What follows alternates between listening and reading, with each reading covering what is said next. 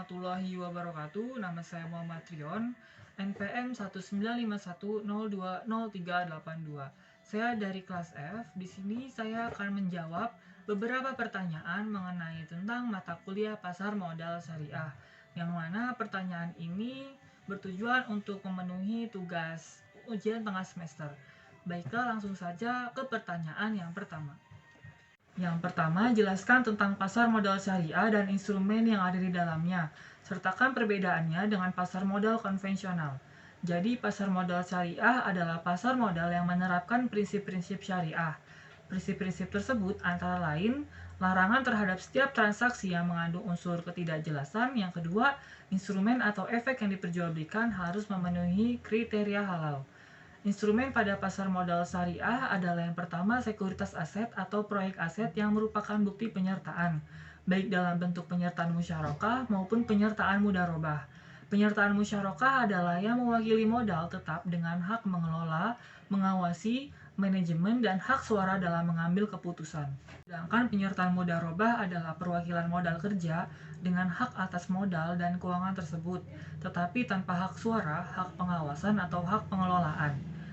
Yang kedua itu sekuritas utang atau debt securitization atau penerbitan surat utang yang timbul atas transaksi jual beli atau merupakan sumber pendanaan bagi perusahaan.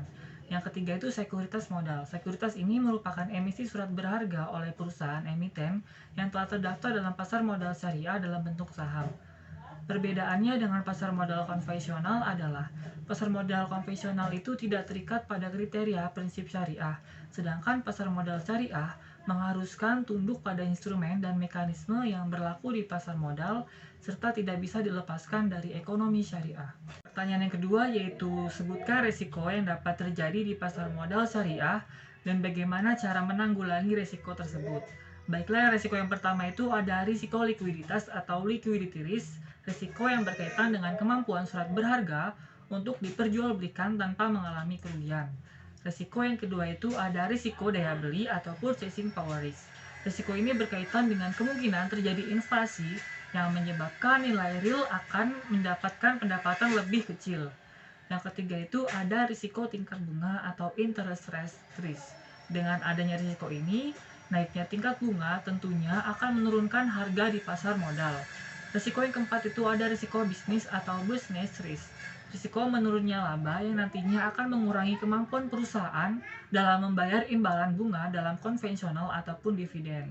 Yang kelima itu ada risiko pasar atau market risk. Perubahan psikologi pasar bisa mengakibatkan harga surat menjadi anjlok terlepas dari adanya perubahan fundamental atas kemampuan perusahaan memperoleh laba perusahaan. Cara menanggulangi risiko tersebut, yang pertama berhati-hati dalam memilih perusahaan. Yang kedua, kenali dan analisa sektor perusahaan. Yang ketiga, optimalkan diversifikasi saham. Yang keempat, investasi jangka panjang dan beli secara bertahap. Selanjutnya itu pertanyaan yang ketiga, bagaimana syarat menjadi seorang investor saham syariah? Jadi syarat menjadi seorang investor saham syariah yang pertama itu, pilihlah perusahaan efek yang punya online trading system atau SOTS. SOTS itu sistem transaksi saham syariah secara online yang memenuhi prinsip-prinsip syariah di pasar modal. Yang kedua, jangan lupa untuk membuka rekening efek syariah. Yang ketiga, pastikan kita telah terkonfirmasi sebagai investor. Yang keempat, transfer uang untuk modal awal investasi serta install aplikasi SOTS. Yang kelima, selanjutnya itu kenali saham yang kita inginkan. Keempat, berikan pendapat Anda pentingnya investasi dalam Islam. Jadi, di dalam ekonomi syariah sendiri itu, investasi sangat dianjurkan di dalam kegiatan muamalah. Tujuannya untuk apa? Yaitu tujuannya itu untuk menjaga harta yang kita punya nanti, yang nantinya itu menjadi produktif, dan harta itu memberikan manfaat bagi pertumbuhan ekonomi umat Islam. Dan juga kita tidak perlu cemas di masa tua nanti apabila kita sakit atau kehilangan pekerjaan, karena kita sudah mempunyai simpanan dalam bentuk investasi syariah. Dengan investasi, kita juga dapat belajar bagaimana mengelola keuangan kita dengan benar. Berinvestasi itu tidak perlu dengan modal yang banyak. Bagi kita pemula, untuk melatih diri kita agar mampu mengatur keuangan yang kita miliki, kita wajib belajar untuk berinvestasi secara sederhana. Investasi ini tidak jauh dari menabung, yang mana sama-sama bertujuan untuk menghemat uang yang kita miliki. dengan tujuan untuk mendapatkan manfaatnya. Investasi adalah salah satu cara kita untuk mempersiapkan masa depan yang mana kita tidak akan pernah tahu bagaimana sih kebutuhan kita itu yang harus kita penuhi di masa depan yang akan datang nanti. Terima kasih, itu saja penjelasan dari saya dan jawaban dari saya. Kurang lebihnya mohon maaf. Saya akhiri. Wassalamualaikum warahmatullahi wabarakatuh.